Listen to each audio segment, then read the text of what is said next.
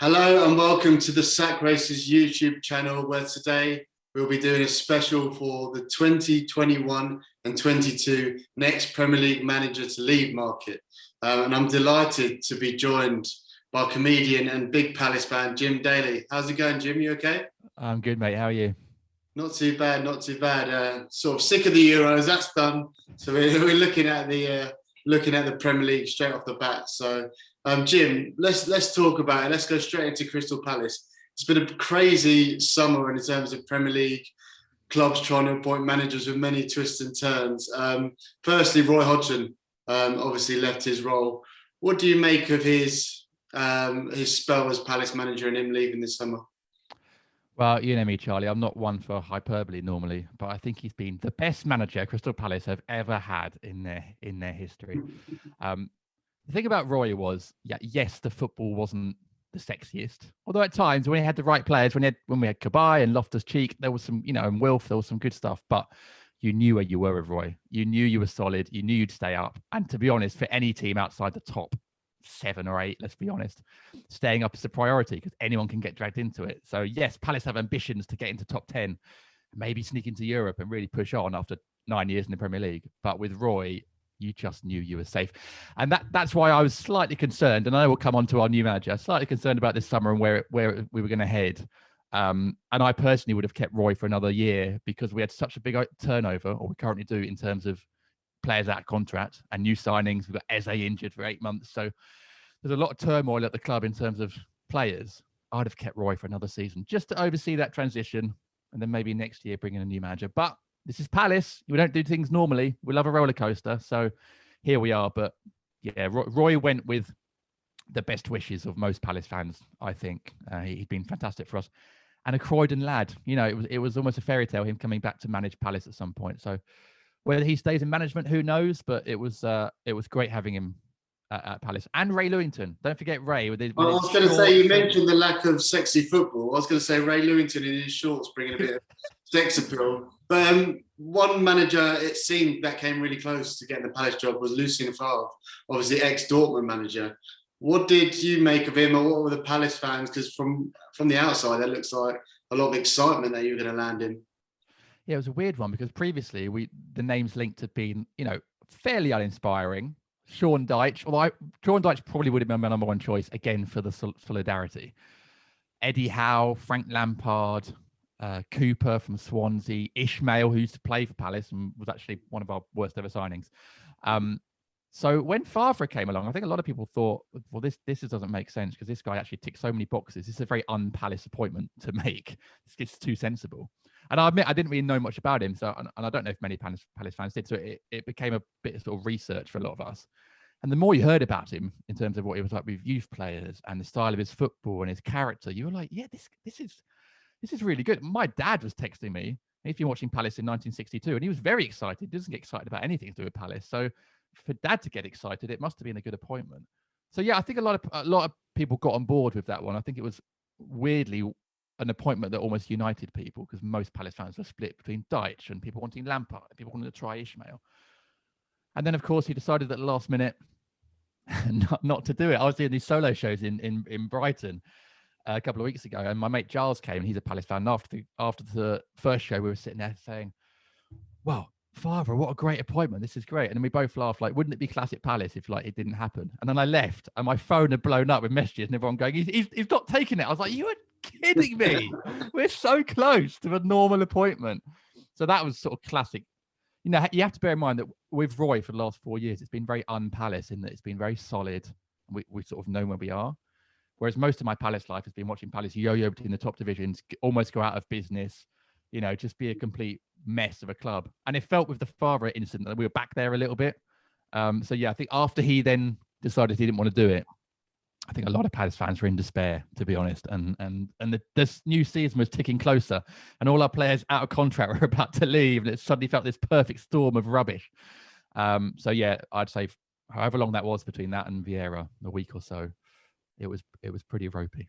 But they did come back, and there was rumours quickly of Vieira, and he got soon appointed after a couple of spells doing some punditry for ITV while he was in the area. So what do you make of your new man, Patrick Vieira?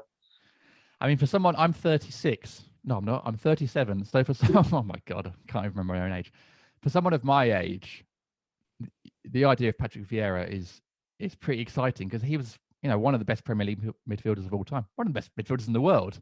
Yeah. Won the World Cup, won the European Championships, won the Premier League, a member of the unbeatables, invincibles.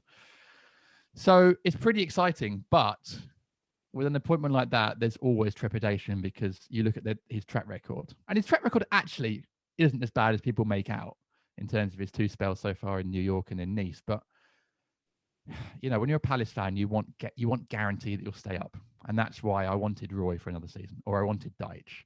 I wanted someone with Premier League experience, and so my initial reaction, I'll be honest, was one of trepidation, mixed with excitement at the fact that it is Patrick Vieira, this absolute Premier League icon.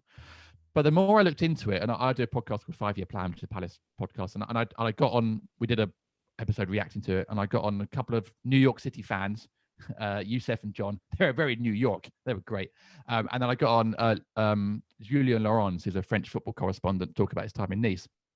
And actually, they both painted a picture of a young manager who is very hardworking, isn't making too many promises, just wants to get better as a manager. And actually, his record with youth players is very good.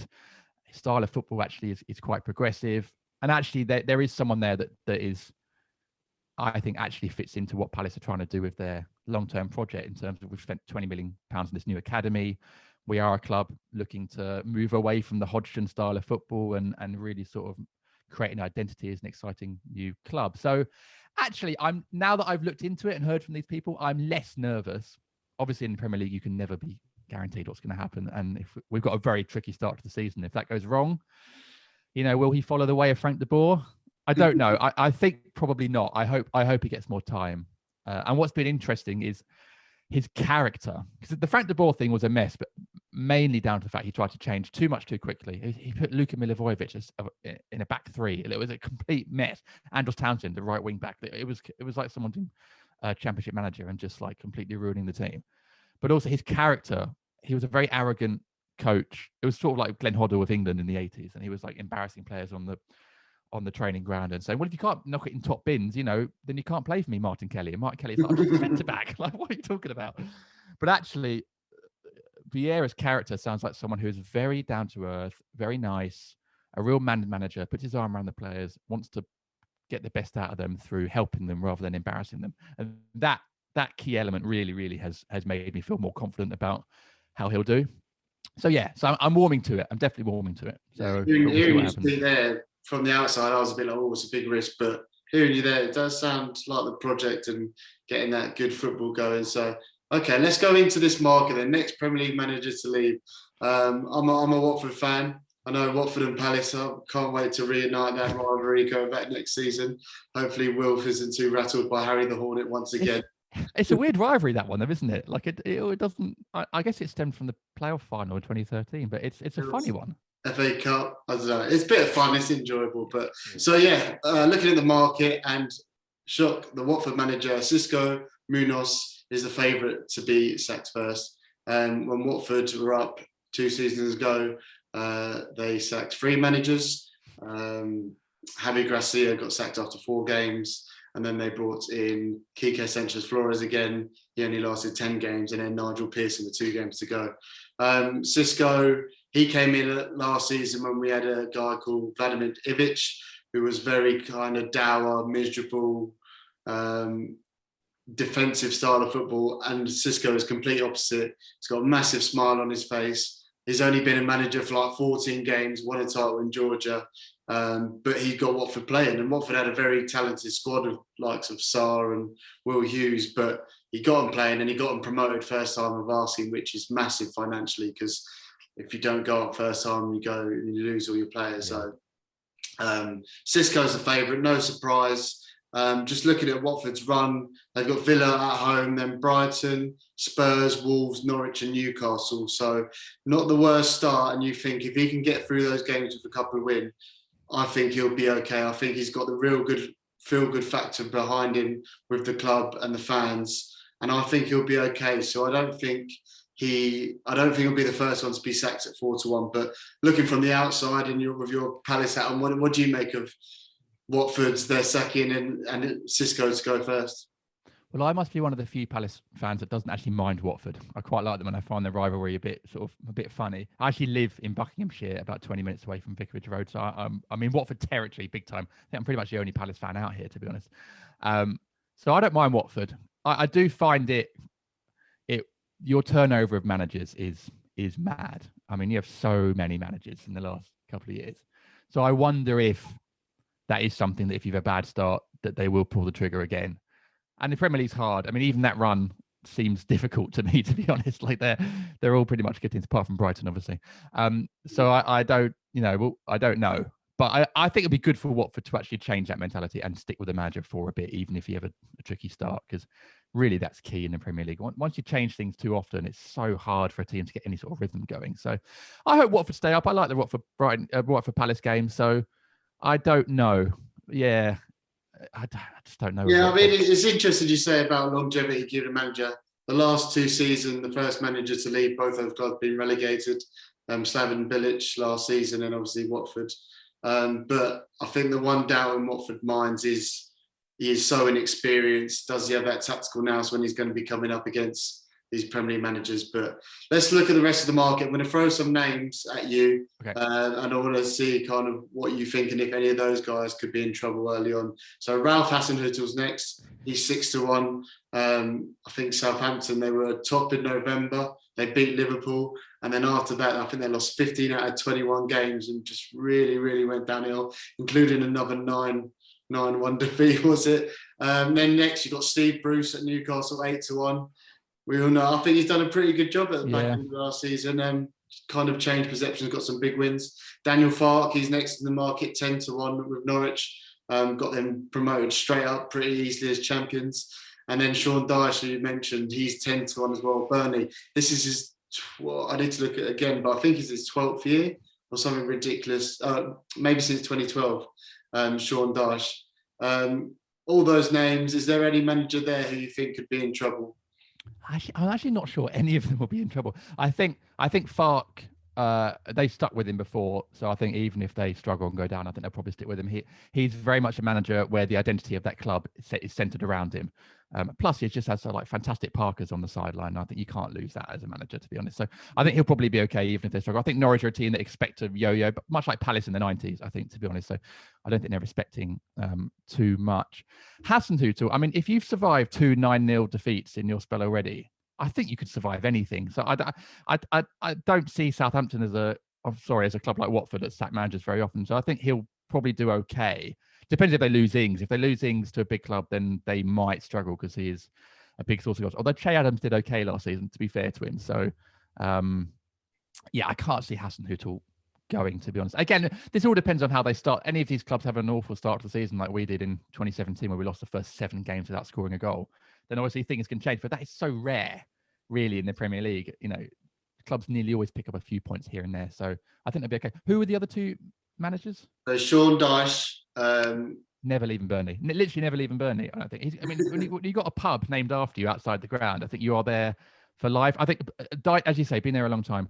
Dyche will only leave Burnley on his terms. I think it's got to that stage. So again, even if they struggle at the start, I mean, he's just signed a new contract. I think he was about to sign a new contract. So I can't see, and I think they'll be okay. He does have that tactical nous to survive the Premier League, even if they lose the first 3 or 4 games. Yeah. He's very wily. He knows what he's doing. So I can't see him leaving. These are all managers that I could see maybe at the end of the season if they go down or something happens. But first, I can't see Dyche going. Okay, well, here's a name I wanted to talk about. Mikel Arteta. He's next in the running. He's 12-1. Terrible start to last season. He was odds on to get the sack in December. He did turn it around in New Year, but he had to bring in kind of Saka, Emil Smith-Rowe, the youngsters to bring them through. He came from Pep Guardiola and Man City, and Arsenal fans are going mad about the process when it happened. They lost to Hibs yesterday in a friendly. Saw that. Arteta out was trending. They're not, I don't know if they're not financially with the owners anymore, but they're not attracting or they're not linked with any big name. When they used to bring in Alexis Sanchez, Mesut Ozil, Aubameyang, the fans get excited. And if they look at their running, they've got Brentford away first, And I think Ivan Toney against that Arsenal defence could have some joy. Then they've got Chelsea, Man City, Norwich, Burnley and Tottenham. I think that's a tough start. I think Mikel Arteta at 12-1. I really like the idea of him as a young manager, but I think the fans are not on his side. What do you think?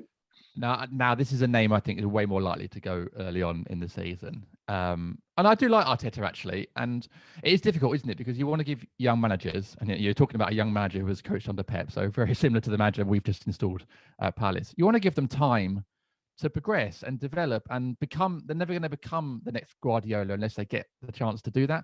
But, the previous clubs you're talking about, Norwich's, Southampton's, expectation is low. At Arsenal, expectation is so high. Unrealistically at times, I'll be totally honest. I think, unfortunately, they're not a top 4 club anymore. They have unfortunately got into that mix below with your Evertons and your Leicesters and teams and your Southamptons when they were doing well. So I think he could possibly go. I think it would be harsh because I'd like to see what would happen with Arteta, and I'd like to see if he could become a real top class manager. Well, having said that, if you look at the likes of Man United with Ollie, they could have sacked him about 10 times over, and they stuck with him. And finished second last season. So I don't know if the top clubs are now maybe giving their managers a bit more time or at least trying to see if their projects can play out. But I mean, if you go on any Arsenal YouTube channel, there is so much pressure there, isn't it? It's ridiculous. So yeah, I wouldn't be surprised if that is not an easy, tough run. You're right about Brentford. I mean, Brentford, who knows how they'll do? They could be fantastic. They could be terrible, but that, first game up, that could be a really tough one as well. So, yeah, Arteta is much more likely, I think, to go early doors than a Hasenhüttl or a Deitch. But I actually hope he stays and does quite well. But it's Arsenal. Yeah. Okay, let's go down the market. New Wolves manager Bruno Lage, 14-1. Your man Patrick Vieira, 14-1. Maybe not your man Graham Potter, 16-1. Thomas Frank, he's 16-1. David Moyes, 16-1. Rafa Benitez is the new Everton manager coming from Liverpool. This is a name I wanted to bring out. Really hostile, negative vibe around that appointment. He needs a fast start. Can his style excite Everton fans? We know it's quite defensive, it's quite dour. I can't see them. I don't know what business they're doing. James Rodriguez might go. I've seen Richarlison might go with Ancelotti. I mean, there was real heartache when Ancelotti just ditched him. Their start is okay. They got Southampton, Leeds, Brighton, Burnley, Villa, and Norwich. So that's one thing you like to think you get some numbers on the board. And he is a top class manager. But 20-1, I think if he has a bad start and you start hear that Goodison Park crowd sort of wheeling, I think he could be in trouble. So I think Benitez could be a good shout. But what do you think about him or those names that I mentioned? Moyes, Frank, Potter, Vieira, Liège? I think most of them would be all right, but I think the Wolves manager, whose name I've literally just learned right now, because I literally have no idea who they've appointed, could be in trouble. If they sell Podence to Spurs, which sounds like it might happen, I think they could genuinely be in trouble, to be honest, depending on who they bring in. So I hope as a Palace fan, you always want to be having 3 teams below you. So I wonder if Wolves might be one of those teams that gets dragged into it. So I'd definitely be keeping an eye on him because I think they could struggle. They need to really, really spend well. Benitez is such a weird appointment, given everything, given his history with Liverpool. Given the fact that he played for defensive football when Everton are supposed to be the people's club, the football of science, whatever they're called. It really doesn't fit well at all in terms of who they've got. I can't imagine Rodriguez and Richarlison being happy about that. There's rumours they might sign Dumfries at right back, isn't there? Who obviously had a fantastic Euros. He'd be very good. But again, he was playing right wing back under De Boer, whereas I think it'd be a back 4, wouldn't it, with Benitez? So he probably wouldn't be getting up as down as much, and that was his sort of main trait. Really, he was fantastic. So I think, he's starting off already with most of the crowd against him, which is difficult, and then he's not going to be playing particularly attractive football. So. Yeah, if they don't have a good run, that crowd will turn really quickly. And crowds are back now as well. So, crowds are going to be back. They're going to be expecting, good football, and they're going to be wanting to see their team really try. Everton's a weird one because they started last season so well under Ancelotti. They I genuinely thought they'd be dark horses. I thought they might even break top 4 last season, and it didn't quite work out. It's really weird, isn't it, to have the Real Madrid and the Barcelona managers both be ex-Everton bosses as well. We're living through weird times, aren't we? So I think Benitez might struggle. I actually think Benitez is a very good manager, and I actually think and he was linked with us for a bit. I think for a club like a Palace or more mid-table club, I think he could be good. But for a team like Everton, they've got really lofty ambitions and some fantastic attacking players. Yeah, I just feel like they should have gone for a more project manager, someone who could be there for 4 to 8 years, someone like a Graham Potter, who I think is fantastic. Yeah, I do like Potter. I mean, obviously, as a Palace fan, I'm not supposed to say that publicly, but there's a lot about Brighton, what they've done with their new stadium and Potter and some of their signings. I actually think they are actually, I think with Vieira, we are now trying to match that as a project. And I think they're a club that we're trying to match. By the way, they still haven't finished above us in the top flight ever. So I just want to get that on record. But no, I do like Potter, and he's in no, unless any of these clubs that you mentioned before, him and Moyes and the other ones, they're in no trouble, I don't think, of getting sacked, unless they have a horrendous start to the season. But I think they'll be okay because, as you say, these are projects that they're part of, rather than, a Benitez is a quick fix, and I think he might struggle. Okay, let's go through the final names then. So we've got Nuno, the new Tottenham manager. I think he was definitely odds on to get the Palace job at one point, and then the Everton job, he was getting thrown around like a rag doll. But he's 20-1. Dean Smith, I want to come back to 25-1. Then you've got Brendan Rodgers, Bielsa, Tuchel, all 33-1. And then Klopp, Guardiola, Solskjaer. I wanted to talk about Dean Smith. I mean, Aston Villa had a fantastic year last season. On the one hand, I think expectations now are really rising. They bought in Emi Buendia, Championship Player of the Season, for big money, fantastic. Again, bringing him in, but Jack Grealish, could he go to Man City? I think that could be massive. He's their captain. I just think with their expectations now, their owners I didn't really realise how much money they've got. They are billionaires, and they want Villa to get back to the heights when they were in European football. So I think those expectations go massive. They're going to be spending a lot. I know they're trying to get Emil Smith-Rowe from Arsenal. Their run, they've got Watford, Newcastle, Brentford, Chelsea, Everton, Man United, Tottenham. So they need some points in those first 3 games in Chelsea, Everton, Man United, Tottenham. But at 25-1, I just think Dean Smith, if they don't have a good start, I think they've spent a lot of money, and the owners will be expecting big things. So he's a name that I think could be in trouble. But again, is there anyone out of those, Santo, Rodgers, Bielsa, Tuchel, or do you think now these are top managers and it's going to have to be a horror start if any of those to leave? Yeah, Tuchel possibly, only because of Chelsea's reputation for turning over managers, but he's done fantastically well so far. I think he's a class manager. Yeah. Just be nice to see Chelsea keep a manager for longer than 5 minutes as well. So I think he'll probably be all right, unless they have a disaster, or maybe if they're horrendous in Europe, maybe. I don't know, but I think Nuno could be in trouble. I mean, I know that he basically was given the Palace job and then sort of went quiet, basically ghosted them, didn't answer his phone, which is like many relationships I've had in the past. And so but probably because he suddenly thought he can get the Everton or the Spurs job. It's an interesting one. I don't know if he's the right fit for Spurs. And then it's letting Mendes get his grubby little hands on Tottenham as well. So he could be interesting if they don't have a great start, or if they lose Kane to City, which would be horrendous for them. I mean, that would be absolute disaster. So he's one to keep an eye on. Smith at Villa. I mean, I like Villa. Villa are a sort of club like that's where Palace would like to be, but unfortunately, we just don't have the owners that sort of money, and it's a real shame that really to make any progress in the Premier League, you look at Leicester, you just have to spend a ton of money. There's no real other secret to it. You can't do it through tactical nous or anything like that. You just have to spend ridiculous amounts of money, but they're spending it well. I mean, Leicester has spent it very well as well, but Villa are spending well. Buendia is a fantastic player. They got Emi Martinez in goal last season, fantastic goalkeeper. Mings, I didn't actually rate, I'll be honest, but was brilliant for England in the Euros when asked to call up. People like Matty Cash, like they spend their money well. Watkins, 33 million last season. People saying, could he do it? Fantastic. We could have got him for 10 million the season before, and we turned it down, which is classic Palace. Grealish is obviously central to everything they do. I mean, I've heard that he might sign a new contract, and God knows how much money that's going to be, because that he is priceless to them. And if they keep him, then they could do well. If they lose him, I mean, he's basically irreplaceable. But I think if they keep him, then they could have a great season. But I don't know with Dean Smith. I mean, he's been, he has been part of their project as well. We're talking a lot about projects, aren't we? Talking more about projects than when I was doing my A levels. But I hope they stick with him. He seems like the sort of manager where the players really play for him. Yeah. And I think that is kind of rare in Premier League football, to be totally honest.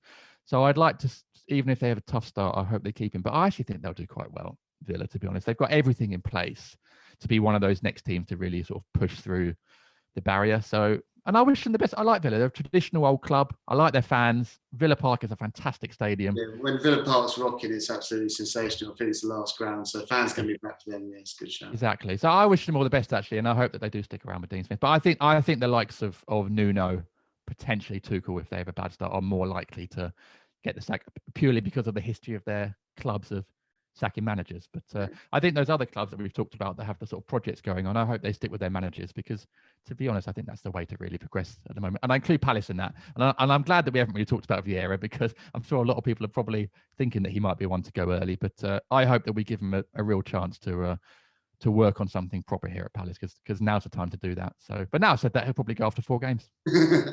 Not another Frankie, but okay, 3 more names, the big guns: Klopp, Guardiola and Ole Gunnar Solskjaer, all 40-1 to be the first manager sacked in the Premier League.